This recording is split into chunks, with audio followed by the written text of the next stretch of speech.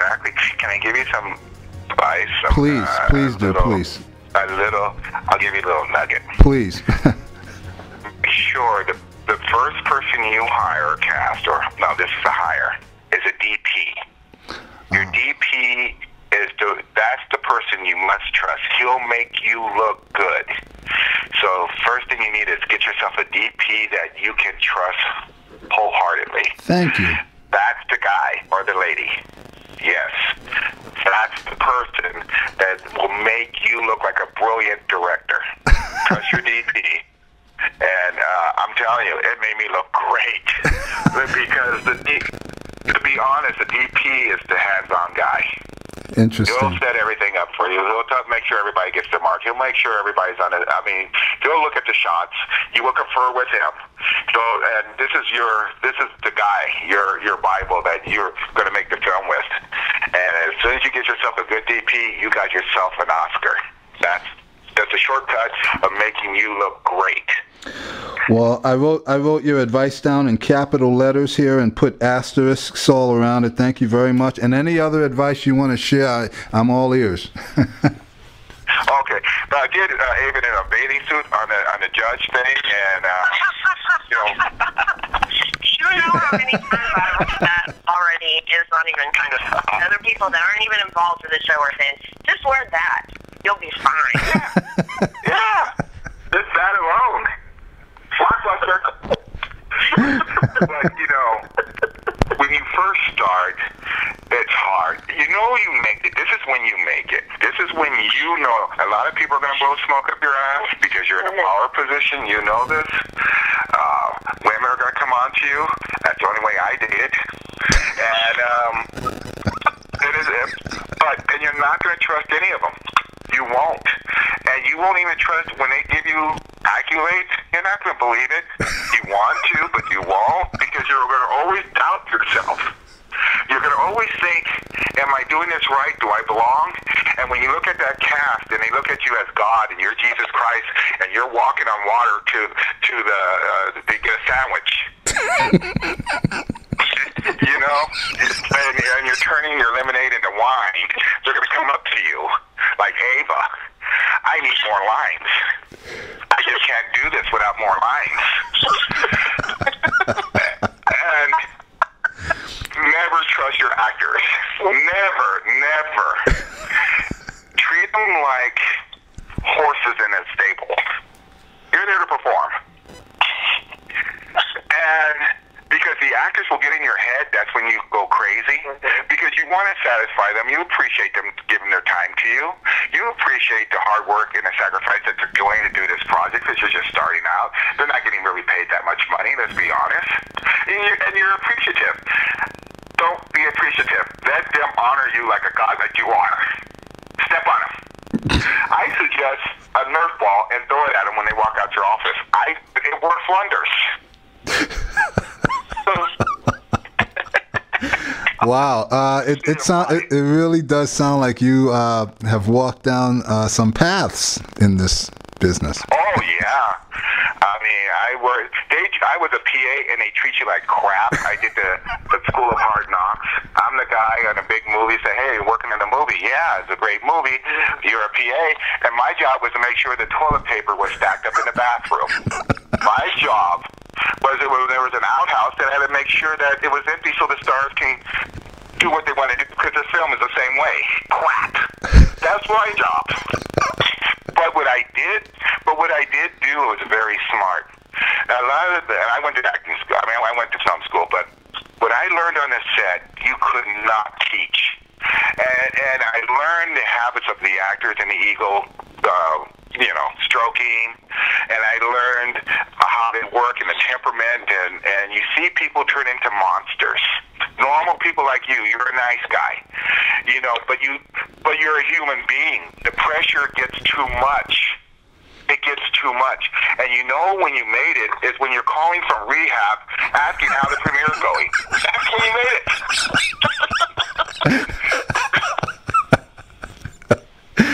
That is too funny. Wow. I'm not cynical, but welcome to the business. What may I ask you? May I ask you a question? Sure. What would you do if with actors that were known nationally calling you? How would you treat that? Well, they usually call me asshole, and I respond to that. Usually, you know, what I did when I started off, I broke the rule. I stayed away from big names. Big names bring big ego. Big names bring budget problems. I stayed away from that. I went with the actors who were coming up, who were hungry, and maybe they did little things, and they love independent movies because they can compete and they can get a starring role. I know this. So when actors do call me, I think that's your question. When they do call me and say, like, I like to audition, and usually I'll get it from casting directors. I usually don't meet the actors, and I will never meet the actors in a cold read. When I auditioned, I never met them. I mean, I would be up in the booth, and it would be dark. They never know I was there, and I wanted to look at them as if in a play, as if when I watched them on screen. I didn't want to get into the accolades and into the godlike. Oh my God, you're the director of this movie. Hi, my name is Sheila. I used to dance on the pole at the Kit Kat Club, and I got my boobs done, and I could read for the part of the judge. Oh, I love the way you look. Is that your car outside? Can I get it right? I went away from that. You know, I didn't want to deal with the actors, and what you do is you bring your team, your casting. The true. You get your casting director and you get your people there. Those are the people that get the headaches. You know, they'll go there and you trust them, and when they come back to third callback or the fourth, I don't care how big they are. It could be Al Pacino calling me. Oh, hey, listen, Al, I'm sick and tired of you. You got to audition like the rest of the people. And you let your group, your casting director, your assistant director, those are the people who see the auditions and everything, and then they tell you, and if you're interested enough, they do a callback. And then the third callback, I'll be at the table. They wouldn't know who I was. And I made it a point to not tell them that I was directing or I was producing it. I was just another guy. Because they will play for you, and you will not see the true talent. They will play for you. And I don't like that worship feeling. I'm just this guy trying to get a film off the ground. And these people, and I know these people will do anything they can just to get in front of that camera. I know the pitfalls. I have an account at IKEA because I had to change casting couches every 6 months. They're not holding up like they used to. So, that's my advice, is stay true to your script. But you're going to get your head so filled up that you're going to be like a balloon in a Thanksgiving parade, and people are going to have to hold you down because you're floating up so high. It's hard, and no human being can take that worship that these actors will give you. And the tension and the money, you're going to lose money. You're not going to make money, if you do, Mazel tov. But it's hard. You're going to lose some money. But see, you have an edge over all of us. You're a businessman on Wall Street. You have financial background. You have the biggest edge that any director or producer has. You know how to manage money. You know how to make money. You have the contacts to finance things. A lot of filmmakers don't have that ability. They look for people like you. So you have that edge. You're in a power position. I mean, right now I feel like taking off my clothes and send you a selfie. Oh my God. Hey, it's a party. You know how he is. This is not a surprise. Yeah.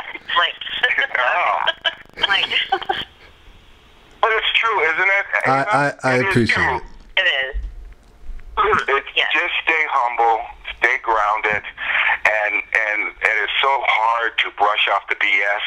Don't believe the bad stuff, and God, don't believe the good stuff. You know who you are. Your mom will tell you who you are when you go to her house for Thanksgiving and Christmas. You know who you are.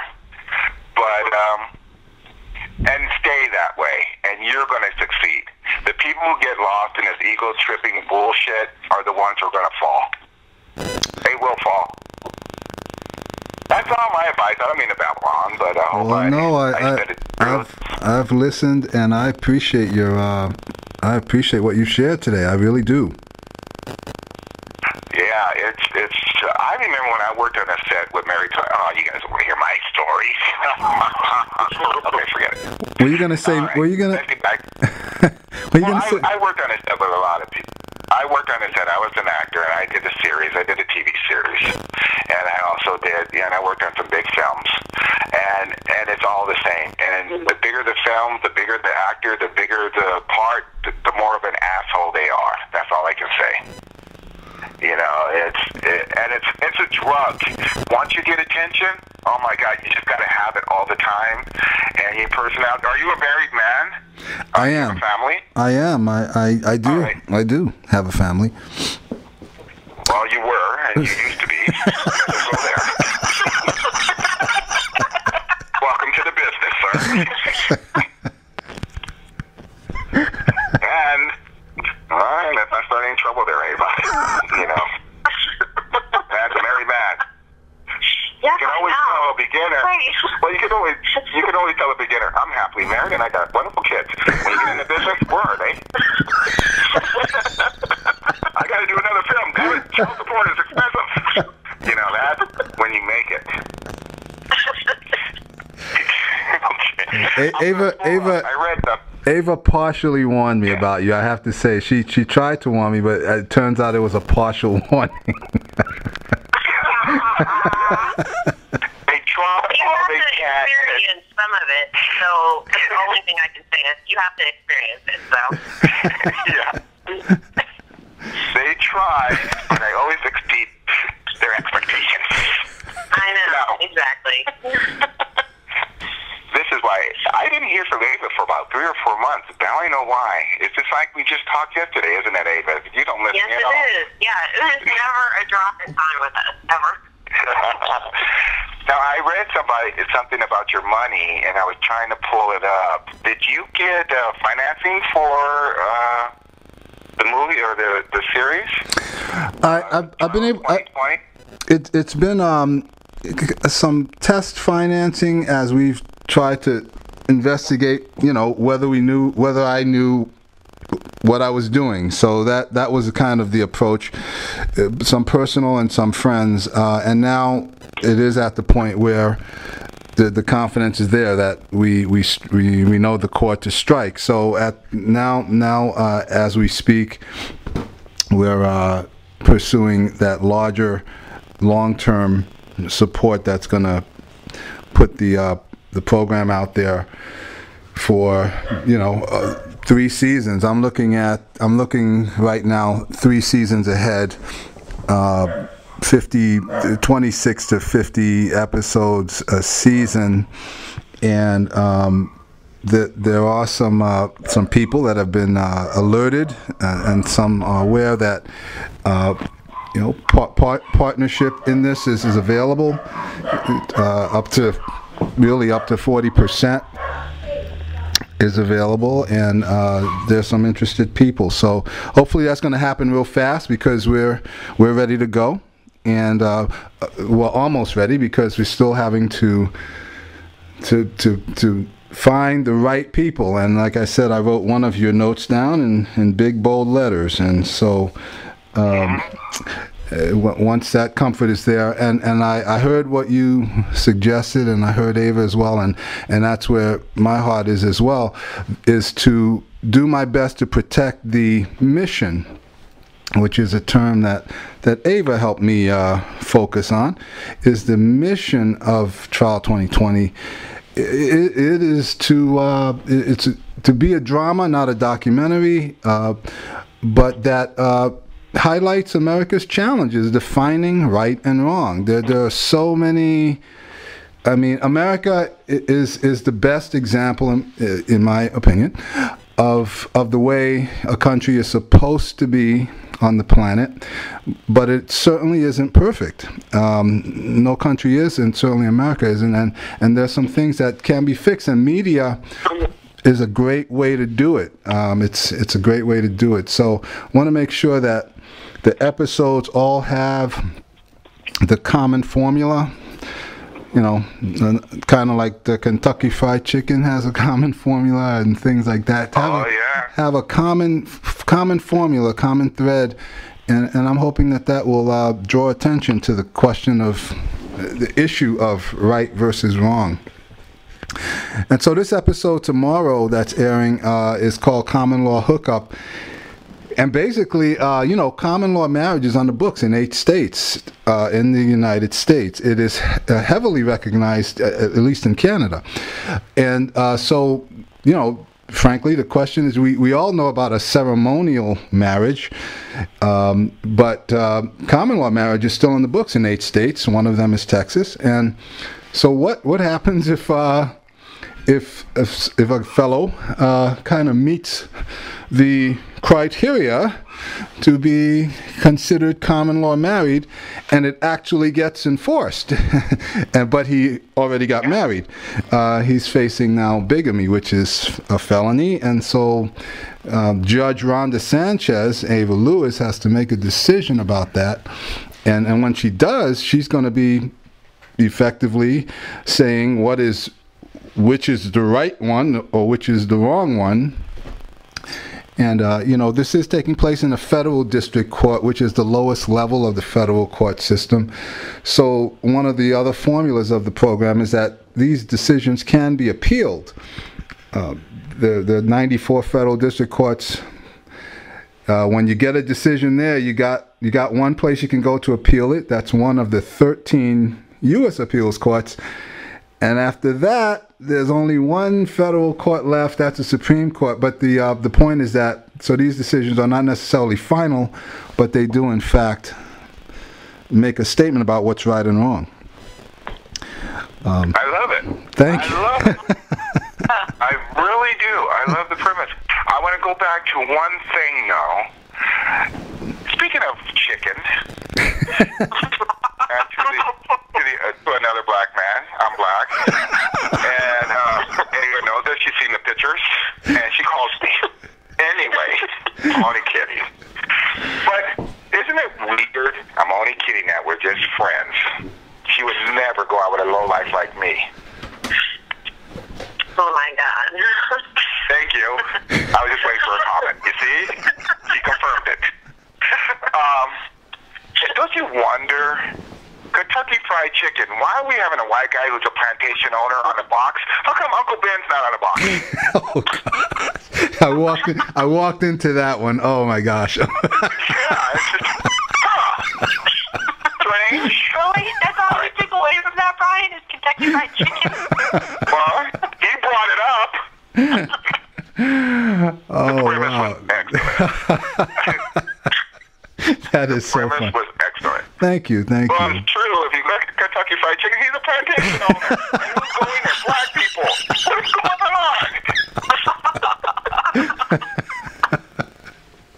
Put Chicken George on there from Roots. All right. It sounds like a great premise. Thank you. You know, I look here, and from PR Log, it says, first 3 seasons of Trial 2020, reportedly on the block for $4.9 million. $4.9 million. Is that your budget to complete 3 seasons? Is that what you're looking for? No. That is the expected profit from 3 seasons, and so that's the value of 3 seasons. So effectively, 40% of that is about $2 million, and but if someone wants to jump in, you know, there's obviously an additional discount for jumping in. So, for example, 20% of that is $1 million. And I'm considering, you know, even up to you know $500,000 to $600,000 for $1 million potential asset. We expect to net $1.6 million a year once we get going. Okay. Yeah. So. And have you considered the other areas of Kickstarter, Indiegogo, raising money and doing a campaign like that to raise money for the film? Well, what happened was when I first started out 18 months ago, the inexperience factor was still playing, and tried both of those, and frankly, it was probably premature. In fact, it was definitely premature, and so the experience I had there, and then also how should I put it? I heard, and I wasn't successful. And in addition, I heard some opinions. Now, there were only a couple of opinions, but there was a certain, stigma is what I gathered from a few people that I heard from about going that route. It's almost viewed, I heard, as putting your hand out, which I don't kind of like to be viewed as doing. So. Right. You know, you're not the only one. We had a lot of people come on the show, and they said the same thing. But at the same point, we had major stars come on the show. In fact, Reese Witherspoon did not come on the show, but she did a campaign on Kickstarter, and it failed. Wow. Alice Cooper tried 7 times. Alice Cooper tried to go on a Kickstarter campaign. It failed. And we have other people who we know that you would know by their names. I'm not going to go on. That they have big names and they failed. Interesting. And we did this show about 2 years ago, and this gentleman's high-profile director. He was doing an independent film. He came on, and he said, Brian, you know, I put my film in the Cannes Film Festival. I go, okay. There were over 300,000 entries, something like that. He said, would you know they only picked 1 for distribution? 1 out of 300,000. Oh my gosh. That's 0.3 of 1%. That's like, wow. Exactly. Wow. See, the film is not going to kill you. Your mental process will kill you. You're going to lose sleep. You're going to be aggravated. You're going to be a loner. And because you have so much pressure on you, it's just unbelievable. And then you're going to have these whiny little stars that you call cast. and they're going to call you up, well, I need to get paid. Meanwhile, you're losing money up to the zoo to start off. And you're saying, you know, and then you have to be the babysitter, and you have to be the mother and the father, and you have to, like Ava, I had to rock her to sleep every 5 minutes. Oh, Ava's okay, and sing her a lullaby just to calm her down. So, it's a tough field. It is a tough field. I admire your business and financial background. I do. And you're going to need every bit of it.